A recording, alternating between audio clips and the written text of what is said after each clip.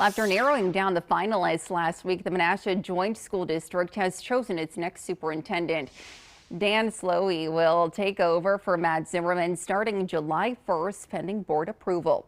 A former principal and associate principal, Slowey has served as director of secondary education and school leadership, as well as AVID director for Green Bay Schools since 2023.